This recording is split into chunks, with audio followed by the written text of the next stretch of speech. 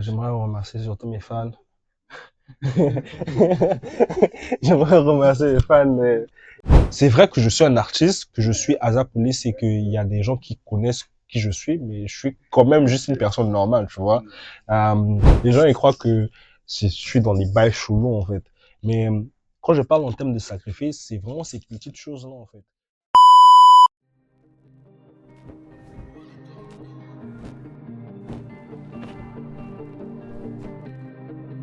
Take your blurry lights. Take your blurry lights. 'Cause you're really acting bad. Alors, moi, c'est Aza Police, le Roi Soleil, aka Lord Dechi, euh, Dechi Boy. Je fais de la musique, de l'art plastique, la peinture, j'écris, je suis un penseur des temps modernes. Euh, ouais, en gros c'est ça.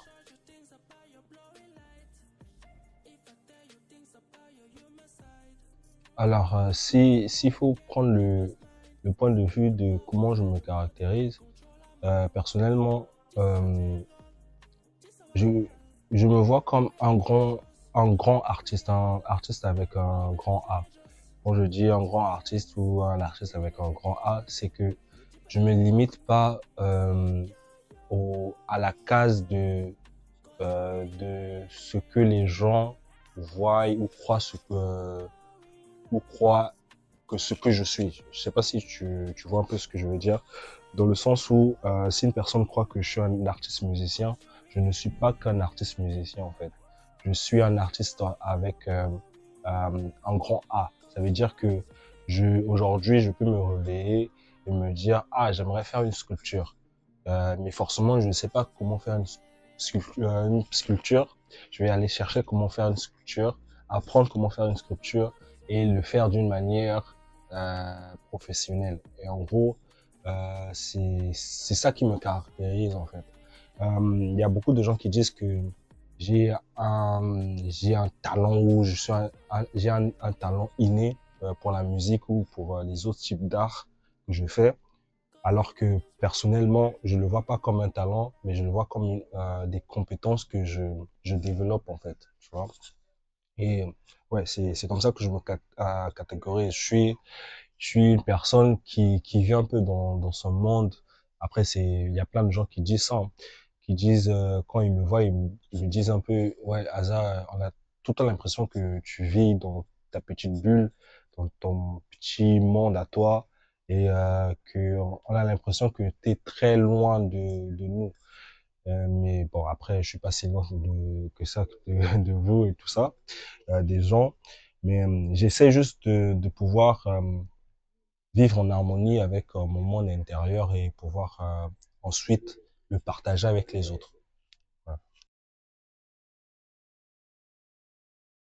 Euh, Feel on the bad trip, I feel on the bad trip, yeah. In a van.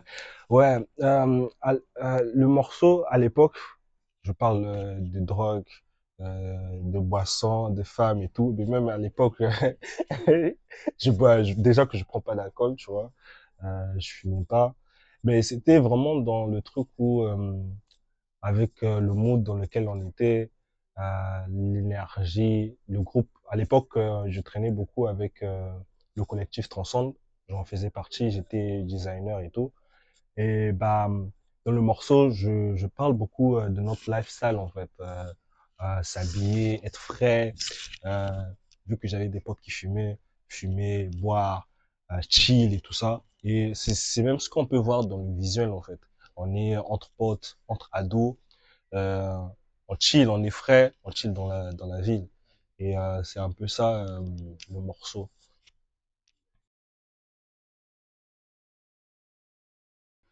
Euh, Bon, peu de temps après Bad Trip, il y a eu le morceau Gone et il y a eu une compilation, mais c'était pas un truc où j'avais où j'avais mis ça vraiment en avant. C'était vraiment un truc où à l'époque, à cette période-là, quand j'ai sorti Bad Trip et Gone, je tentais encore d'apprendre à faire de la musique. Pour certaines personnes, ils vont se dire, ah, mais les morceaux, ils étaient quand même carrés. Mais c'était vraiment mes premiers morceaux.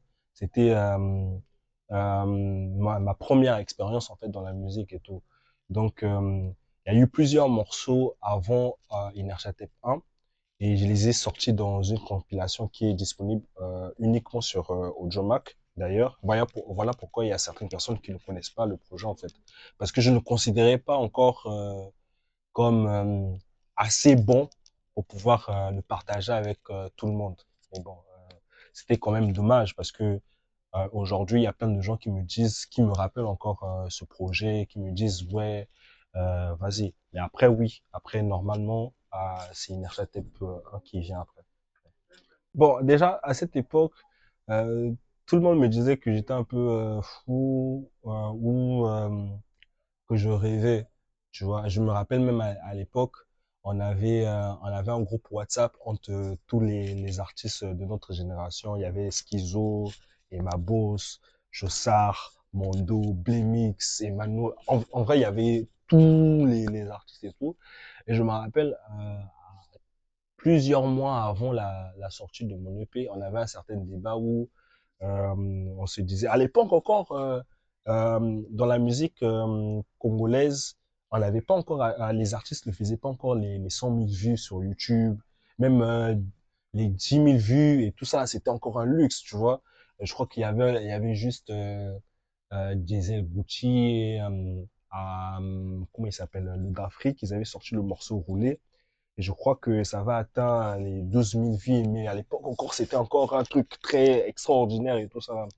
Et on avait un débat sur le truc où, bah, que la musique au Congo ne pouvait pas atteindre, ne pouvait pas faire des streams et tout ça.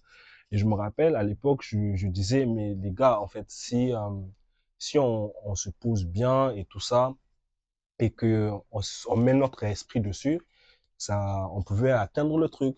Et je me rappelle, et on me faisait comprendre, non, c'est pas possible, le Congo, non, avec le public et tout ça, et déjà toi, tu fais ta musique en anglais, ça va pas le faire et tout. Mais après, quand j'ai sorti Hot Sauce, qui était le premier single d'Inertia Tape 1, c'était un flop. C'était vraiment un flop. Je me rappelle, ça a fait genre un mois, ça avait atteint que 70 écoutes et tout ça là. Et là, je me disais même, ah là là, genre, j'ai investi beaucoup d'argent parce que j'avais quand même investi beaucoup d'argent et tout ça sur le projet, enregistrer le projet. Je me disais, ah, punaise, ça sert à rien, punaise. Et mes parents, ils vont encore me dire, va, tu vois, tu dépenses tout ton argent sur la musique et tout. Mais après, je sais pas, je me rappelle cette période, toutes les nuits, je me réveillais à 3 heures du matin pour regarder des vidéos sur YouTube sur les stratégies marketing, sur comment truc. Et j'étais surtout très à fond sur les vidéos de la loi d'attraction et tout ça, les différentes formules et tout sur la loi d'attraction. Et bah, je m'essayais à ça, tu vois. Après, quand la sortie, après quelques mois de la sortie de l'audio du projet, de Hot Sauce, on a sorti le clip. Et je sais pas, bizarrement, on a sorti le clip et c'est comme si les gens après, ils avaient vu que bah il y a un gars qui fait de la musique et tout ça là. Et c'est pas que avant les gens n'écoutaient pas, mais c'était vraiment c'était différent en fait. C'était comme un miracle en fait. Euh, après c'est parti comme ça, mais après je crois que euh, les gens ils disaient que c'était super déprimant et qu'ils aimaient pas. Mais maintenant les gens me disent on veut que tu refasses un projet comme Inertia Tech 1. Déjà, Célia, on était très amis, tu vois, on discutait beaucoup. Limite, moi j'ai appris qu'elle avait quitté notre monde par le biais d'Emmanuel, vu que c'était la sœur d'Emmanuel et tout. Euh, déjà, moi ce que je peux dire, c'était une personne qui croyait vraiment à la culture, tu vois. Elle y croyait vraiment fortement. Euh, et elle n'hésitait pas elle n'hésitait pas de dire ce que elle pensait au plus profond d'elle-même, tu vois. Euh, et elle avait ce truc-là où elle avait une certaine foi, en fait, tu vois. Souvent même, je lui disais, ouais, mais je ne crois pas trop sur le projet, je crois que je vais arrêter. Et tout le temps, elle me faisait comprendre, non, mais en fait, tu n'arrives pas à voir plus loin comme dans le film Le Roi Lion. Regarde au-delà de ce que tu vois.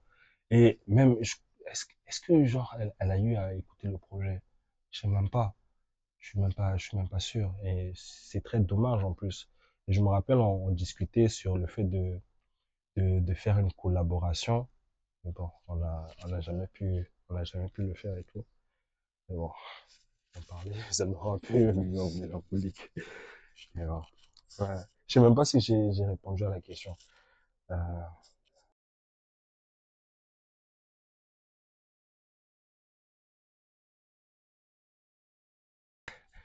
Jessica Rose, euh, déjà le morceau parle d'un gars, bon, de moi, qui kiffe une meuf, et la meuf fait croire qu'elle l'aime, mais quand, au moment où il faut concrétiser les choses, bah, elle fait des zigzags, tu vois.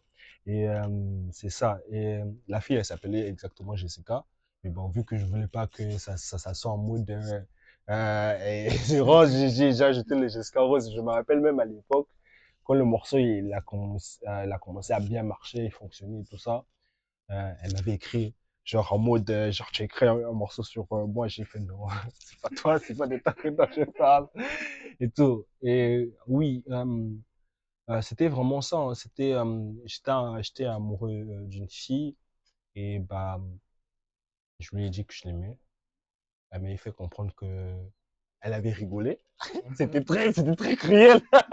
C'était très cruel. Elle rigolait, elle m'avait fait genre en mode, oh, c'est mignon, genre en mode, ah, tu veux venir tomber amoureuse d'une meuf qui n'est pas de ta ligue. J'étais en mode, ah, merde.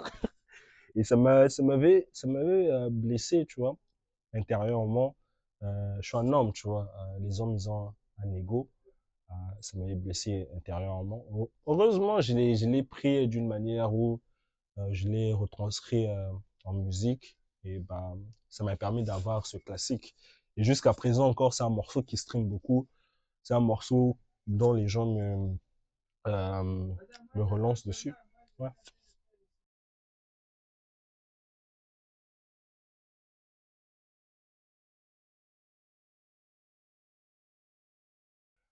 Ah, je ne peux pas choisir. C'est comme si tu me demandais de choisir entre mes mains et mes pieds.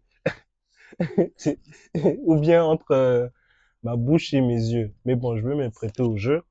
Je dirais, personnellement, la musique, pour moi, la musique et la peinture, c'est un peu la même chose.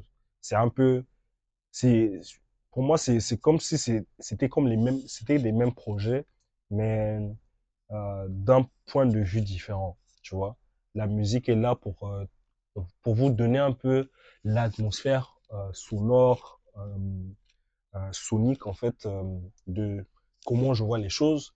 Et la peinture est là pour vous dépeindre et vous montrer, en fait, comment, euh, quelles sont les couleurs que j'appréhende, euh, quels sont les mondes, comment je vois le monde en fait, mais de manière matérielle. Alors que la musique, c'est plus immatériel, c'est juste les sons, les moods en fait. Et la peinture, c'est vraiment, ah, vous pouvez voir vraiment mon univers intérieur, tu vois. Et moi, bah, après, je dirais la musique, parce que la musique, ça m'apaise. La musique, ça m'apaise. Là, la peinture aussi, ça m'apaise, mais pas de la même façon que la musique. Pas de la même façon que la musique. Ouais. Ah, je dirais la musique. S'il faut que je fasse la comparaison par rapport à moi, je dirais que la nouvelle génération est plutôt bornée. Je vais m'expliquer pourquoi je dis ça. Parce que déjà à l'époque, nous, quand on a commencé, le faisait pour la culture, tu vois. On le faisait vraiment, on était conscient que ce qu'on fait, c'est pour la culture. C'est pour pouvoir mettre certaines fondations pour ceux qui vont nous suivre. On le disait pas consciemment comme ça, mais on avait vraiment ce discours-là où on voulait changer les choses, on voulait établir quelque chose de nouveau en fait. Ce que je trouve que la nouvelle génération n'ont pas, ils ont pas ce truc-là de on fait ça pour la culture en fait. Tu vois, je vais pas généraliser, mais ceux dont j'ai eu à discuter avec. D'ailleurs, il m'appelle, il m'appelle genre l'ancien. je, je me sens si vieux alors que je suis si jeune quand ils me disent genre l'ancien et tout ça là. Mais genre, j'ai l'impression qu'ils le font plus pour, les meufs, être cool, genre qu'on dise ouais il est un artiste et tout ça là pour pouvoir montrer que tu vois. Moi ce qui m'étonne par exemple souvent quand je discute, j'arrive dans des shows et je suis moi tu vois que je suis normal et ils s'étonnent en mode ah mais t'es genre sympa ou genre t'es pas gonflé ou c'est vrai que je suis un artiste, que je suis Aza Police et qu'il y a des gens qui connaissent qui je suis, mais je suis quand même juste une personne normale, tu vois. Euh, je sais bien faire la distinction entre ce que je suis et ce que je représente, tu vois. Par exemple, moi, personnellement, j'ai déjà une idée de comment je vais finir ma carrière, tu vois. Euh, le nombre d'albums que je vais faire, le nombre de projets que je vais faire, euh, les thématiques que je veux aborder, tu vois, les thématiques que j'ai pas envie d'aborder, euh, le genre d'artiste que je veux être, tu vois. J'ai une image très claire de comment les gens doivent me voir. Et c'est comme ça aussi que les gens me voient, en fait, tu vois. Et je crois que je déplore plus le côté là, en fait. Une fois, j'avais une discussion avec un artiste, je me rappelle plus trop son nom et tout. Et il me demandait des conseils en mode, ah, mais comment tu fais pour pouvoir clipper? Comment tu fais pour pouvoir enregistrer autant de morceaux? En fait, pour lui, j'avais l'impression euh, que c'était extraordinaire ce que je faisais, en fait, tu vois. Et, bah, je lui ai posé juste une question. Tu es un artiste? Il m'a fait oui. Euh, tu as de l'argent de temps en temps. Oui. Mais après, je lui ai fait, mais pourquoi tu n'arrives pas à faire des clips et des projets et tout ça? Il me fait, non, mais j'ai pas assez d'argent, j'ai pas de soutien et tout ça. Bah, je lui ai fait comprendre, mes gars, regarde, moi, il y a pas, j'ai pas de parents qui me donnent de l'argent, genre une grande somme d'argent pour me dire, ah, tiens, vas-y, tu vas enregistrer au studio, tu vas faire un clip et tout ça là. Je lui ai fait comprendre, ok, on va s'asseoir, je vais juste voir comment tu dépenses ton argent. Je lui ai dit, si tu regardes le nombre de sous que tu dépenses dans les stupéfiants, tu vois, le nombre de sous que tu dépenses sur les meufs, le nombre de sous que tu dépenses sur la boisson, tu vois, et le nombre de sous que tu dépenses sur des choses inutiles. Si tu regroupes ça juste dans un mois, tu peux avoir un clip et tout un EP.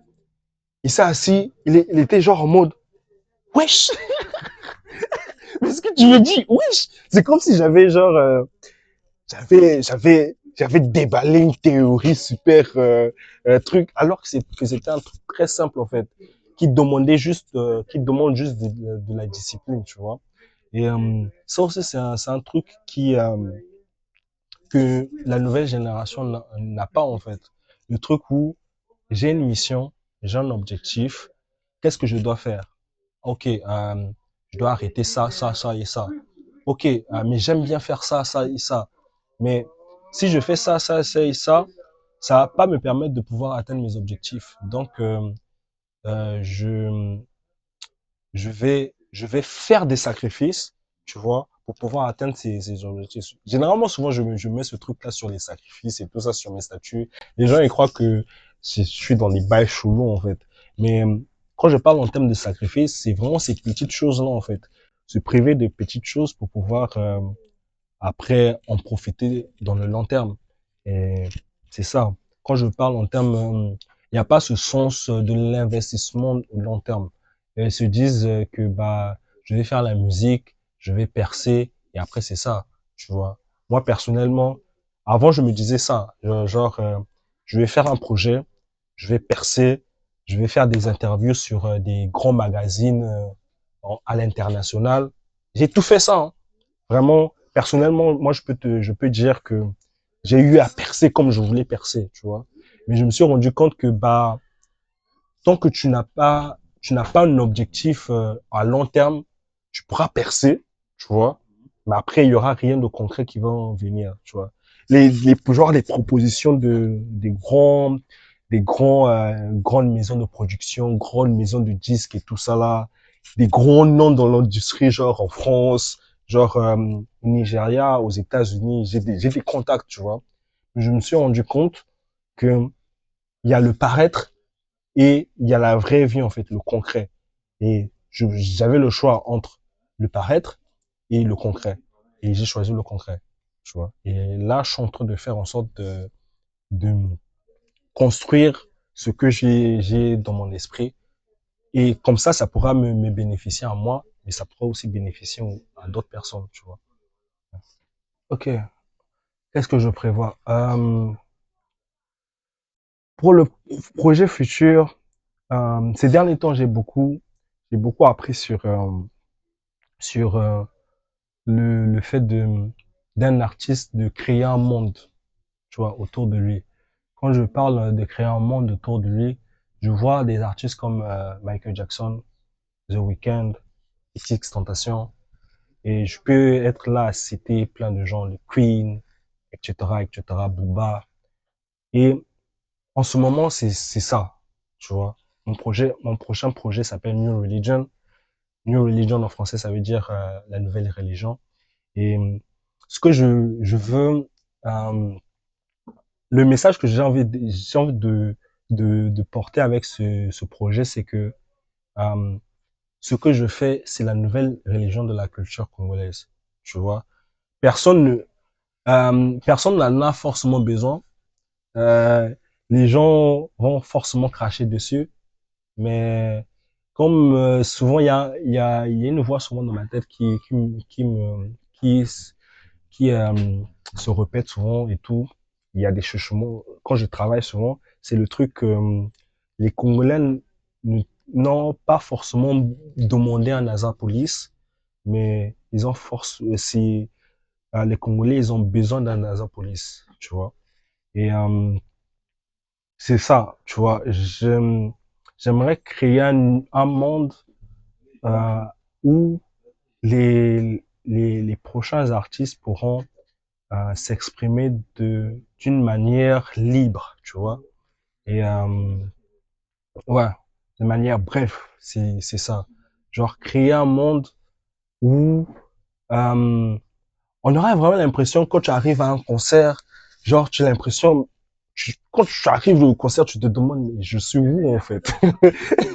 Je suis où? Je suis où? Euh, le délire Astroworld, Travis Scott pour donner des références en fait. Et en ce moment, c'est vraiment ça. Je travaille sur ça. C'est pas évident parce que je m'auto-finance, mais au fur et à mesure, tu vois, au fur et à mesure, ça va aller. Mais New Religion, c'est la première pierre derrière ce monument que je suis en train de créer. Personnellement, ce que j'ai appris en 5 ans de ce que je fais, c'est que rien n'est impossible, tu vois. Rien n'est rien n'est impossible à celui qui croit. Tu vois, mais c'est surtout dans le truc où, comme j'ai dit tout à l'heure, j'ai pu réaliser tous mes rêves, mais c'était vraiment en mode parce que j'avais une image dans mon esprit de ce que je voulais faire. Et c'est parce que aussi je m'étais pas mis des barrières euh, intérieurement en fait. Tant que vous croyez à vos rêves, tant que vous vous donnez en fait les capacités, les compétences et les opportunités nécessaires pour pouvoir atteindre vos objectifs, vous allez atteindre vos objectifs. Mais le problème, c'est que il faut avoir la discipline et avoir la conviction en ce que on fait en fait. Tu vois, parce que quand on a un rêve, les gens vont essayer de vous faire comprendre que le rêve que vous avez ne va jamais se réaliser. Mais c'est pas leur rôle en fait de vous dire ouais, ton rêve va se réaliser. C'est ton rôle à toi, c'est ton rêve, c'est c'est ton bébé. Tu vois, quand tu pars, tu mets au monde un enfant, c'est pas une autre personne qui va élever cet enfant. C'est toi qui vas l'élever, tu vois. Donc, moi, ce que j'aimerais juste passer comme message, en fait, euh, aux autres, c'est ayez des rêves au long terme, en fait. Ne vous focalisez pas sur le court terme. Essayez de voir les choses au long terme. Parce que c'est bien beau d'être célèbre, d'avoir la cote, mais c'est mieux de construire quelque chose de solide. Ouais. Aujourd'hui, nous avons reçu l'artiste Assa Police qui nous a parlé de beaucoup de thématiques, son début, son parcours, ses projets futurs ainsi que quelques conseils. Et tu as des gens que tu aimerais bien remercier. J'aimerais remercier surtout mes fans. J'aimerais remercier les fans Beauté Africaine et la boîte qui nous reçoit. Parce que en vrai, sans ça, bah, je n'existerais pas vraiment, en fait, sans mes fans, sans les médias et sans le reste. C'est vrai que euh, personnellement, j'existerais en tant que personne, mais Azapolis n'existerait pas, en fait, en tant qu'entité. Euh, j'ai beaucoup de gratitude pour ça. Merci.